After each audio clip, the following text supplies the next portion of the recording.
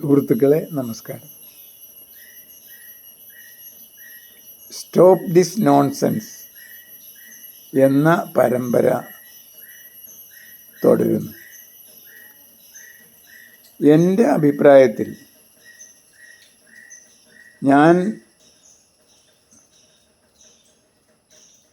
ഒരു വ്യത്യസ്തമായി ചിന്തിക്കുന്ന ആൾ തന്നെയാണ്, യാതൊരു സംശയമില്ല.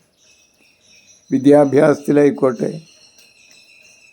കൃഷിയിലായിക്കോട്ടെ, ജുഡീഷ്യറിയിലായിക്കോട്ടെ, ഞാൻ എൻ്റെ വ്യത്യസ്തമായ അഭിപ്രായങ്ങളെക്കുറിച്ചിട്ട് വലിയ എതിർപ്പുണ്ടെങ്കിൽ പോലും അത് ഒരു പരിധി കടക്കാറില്ല.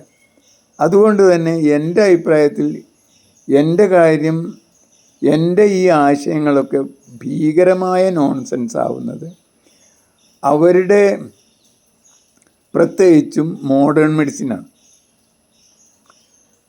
ആയുർവേദത്തിനോ ഹോമിയോപ്പതിക്കോ യൂനാനിക്കോ ഈ മാട്ടുമാരണ ചികിത്സക്കോ മറ്റ് വിശ്വാസ ചികിത്സക്കോ ഉള്ളതിനേക്കാളും കൂടുതൽ റിയാക്ഷൻ വരുന്നത് ഈ മോഡേൺ മെഡിസിൻ എന്ന പേരിട്ടിട്ടുള്ള കോളനി മെഡിസിനാണ്. അല്ലെങ്കിൽ കൊളോണിയൽ ശക്തികൾ അവലംബിക്കുന്ന അവരുടെ ഈ മാസ്മര വിദ്യകളൊക്കെ കാണിച്ചിട്ടുള്ള സയൻസ് ആൻഡ് ടെക്നോളജിയിൽ ഉണ്ടായിട്ടുള്ള വികാസം, അത് ശരിയാണ്, ഉണ്ടായിട്ടുണ്ട്. പക്ഷേ അതുകൊണ്ട് ഈ ജീവനിൽ അവർ ജീവൻ്റെ കാര്യത്തിൽ, ആരോഗ്യത്തിൻ്റെ കാര്യത്തിൽ ഉള്ള സയൻസ് ശരിക്കും ഒരു സ്യൂഡോ സയൻസാണ് എന്ന് പറയാതിരിക്കാൻ എനിക്ക് നിർവാഹമില്ല. കാരണം ഈ ആരോഗ്യം എന്നത് യഥാർത്ഥത്തിൽ ജീവനുള്ള വസ്തുക്കൾക്കുള്ളതാണ്. ജീവനുള്ള വസ്തു എന്നത് ഒരു പ്രാപഞ്ചിക വ്യവസ്ഥയാണ്. സൗരയൂഥം പോലെ ഒരു മാറിക്കൊണ്ടിരിക്കുന്ന ഒരു വ്യവസ്ഥ.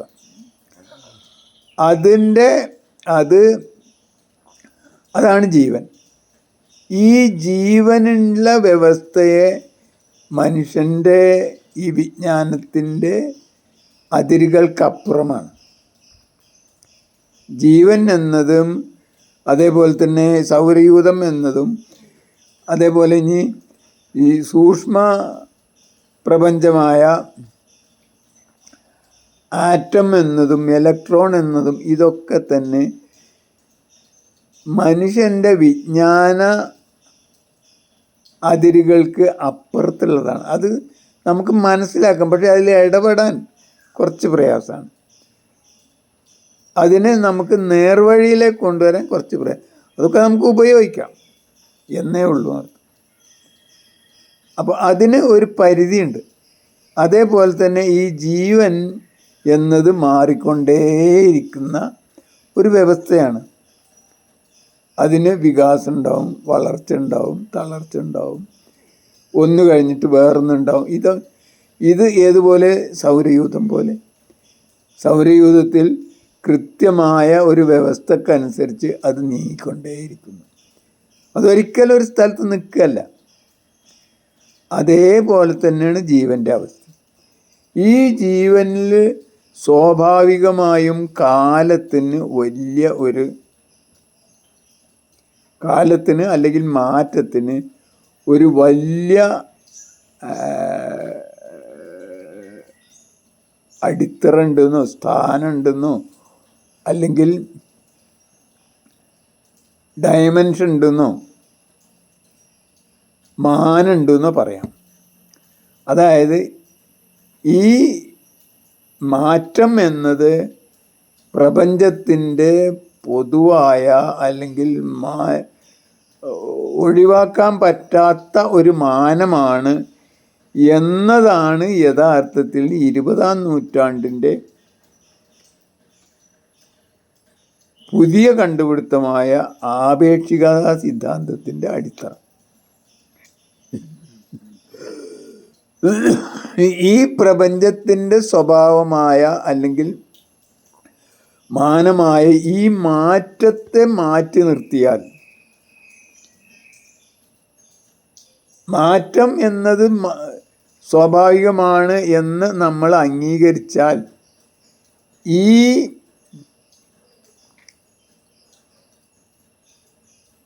ഗവേഷണങ്ങൾക്കൊക്കെ, പ്രത്യേകിച്ചും ഈ ആരോഗ്യ വകുപ്പിലുള്ള, രോഗവകുപ്പിലുള്ള ഗവേഷണങ്ങൾക്കൊക്കെ അതിൽ ഈ മാറ്റം എന്നതിൻ്റെ, പ്രകൃതിയുടെ മാനമായ മാറ്റം എന്നതിനെ മാറ്റി നിർത്തിയിട്ടാണ് പരിശോധിക്കേണ്ടത്. അപ്പോഴേ അതൊരു സയൻറ്റിഫിക് എക്സ്പെരിമെൻ്റ് ആവുള്ളൂ. അങ്ങനെ അല്ലാത്തിടത്തോളം കാലം അതിന് കാരണം പ്രകൃതിയുടെ സ്വാഭാവികമായ അതിൻ്റെ സ്വഭാവമാണെന്നും അത് ഈ ആരോപിക്കപ്പെടുന്ന പോലെ ഈ മരുന്നിൻ്റെയോ ട്രീറ്റ്മെൻറ്റിൻ്റെയോ ഇഫക്റ്റ് മാത്രമായിരിക്കില്ല എന്നും നമുക്ക് അനുമാനിക്കാവുന്നതാണ്. അതുകൊണ്ട് തന്നെ ഈ ആധുനിക ഔഷധ ഗവേഷണ രീതികളിൽ നിന്നൊക്കെ തന്നെ ഈ പ്രകൃതിയുടെ മാനമായ മാറ്റത്തെ, സമയത്തെ മാറ്റി നിർത്തിക്കൊണ്ട് ജീവനിലുണ്ടാവുന്ന മാറ്റം പരിശോധിക്കാൻ യഥാർത്ഥത്തിൽ ഒരു പുതിയ ഒരു ഡിവൈസ്, ഒരു ശാസ്ത്രീയ രീതി നാം ഇതുവരെ കണ്ടെത്തിയിട്ടില്ല. അപ്പോൾ എന്തൊക്കെ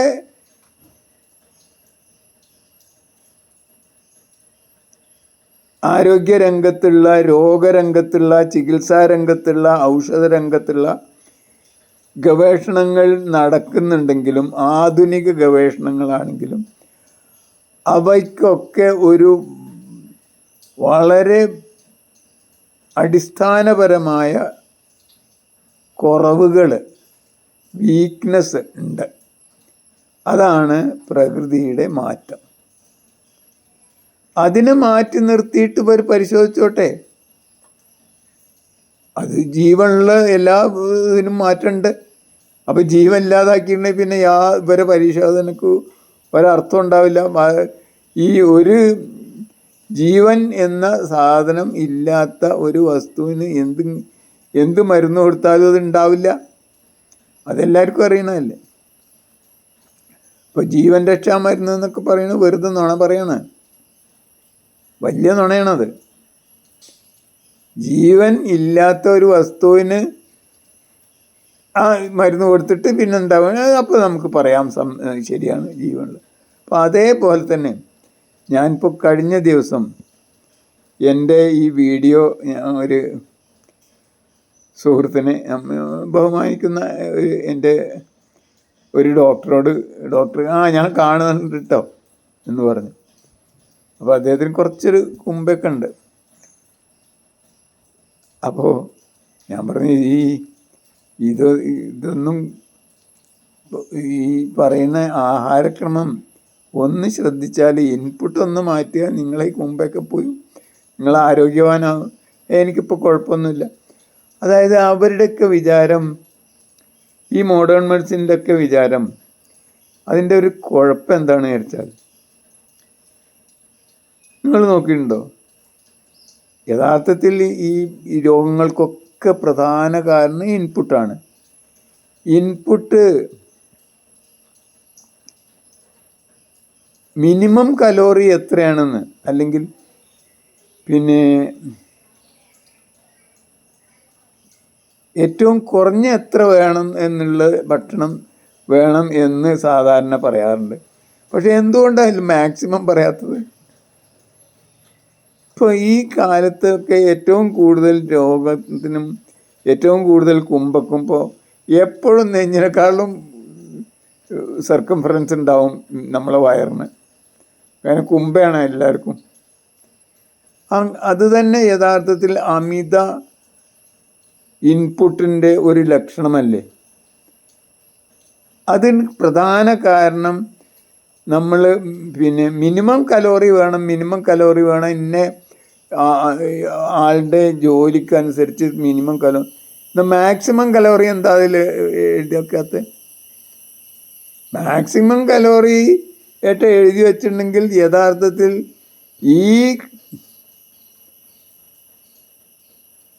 ഇപ്പോഴുള്ള ജനതയുടെ ബഹുഭൂരിപക്ഷ ആൾക്കാരും ഈ മാക്സിമം കലോറിയുടെയും അപ്പുറത്താണ്.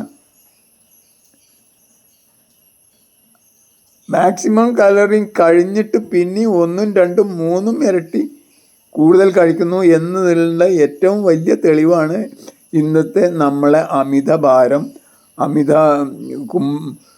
പിന്നെ അമിത വയറ്, അതേപോലെ തന്നെ പിന്നെ കുംഭ, ഇതൊക്കെ.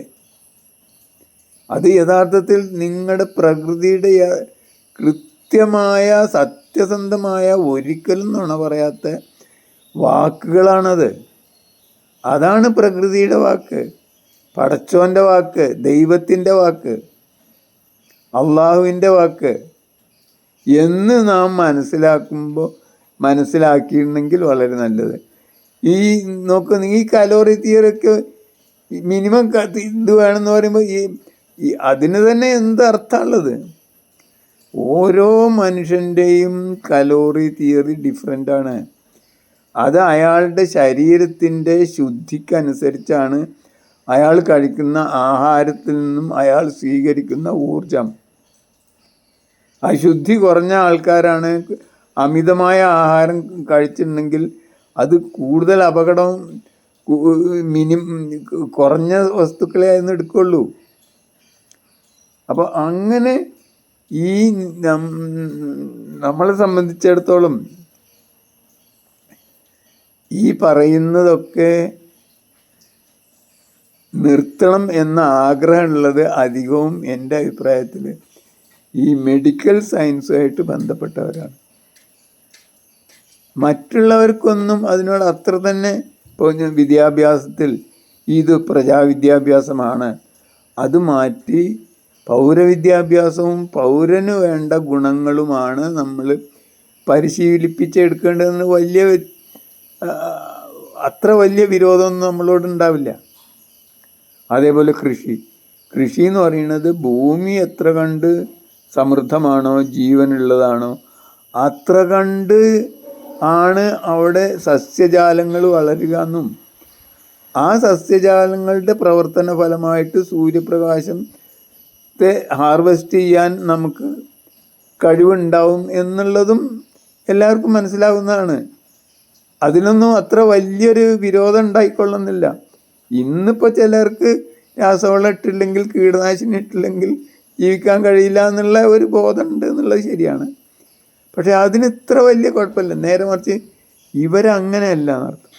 ഇതിപ്പോൾ ശരിക്കും ഒരു മതവിശ്വാസം പോലെ, മതപുരോഹിതരെ പോലെ, സ്ഥാപനവൽക്കരിക്കപ്പെട്ട ഒരു മതം പോലെയാണ് സ്ഥാപനവൽക്കരിക്കപ്പെട്ട ഇന്നത്തെ മെഡിക്കൽ സയൻസും മെഡിക്കൽ ചികിത്സയും അതേപോലെ ഹെൽത്ത് സയൻസും ഒക്കെ തന്നെ.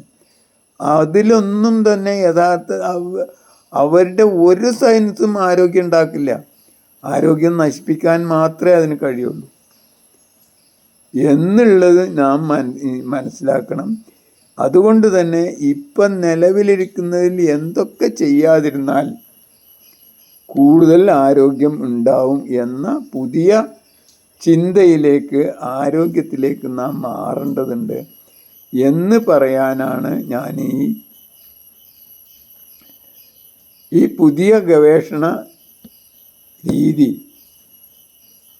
പ്രത്യേകിച്ച് മെഡിക്കൽ സയൻസിലും ഹെൽത്ത് സയൻസിലും കൊണ്ടുവരണം എന്ന് സൂചിപ്പിക്കാനാണ് ഞാനിത് പറയുന്നത് എന്നാണ് പറയാനുള്ളത്. ഇത്രേ ഇപ്പോൾ പറയുന്നുള്ളൂ.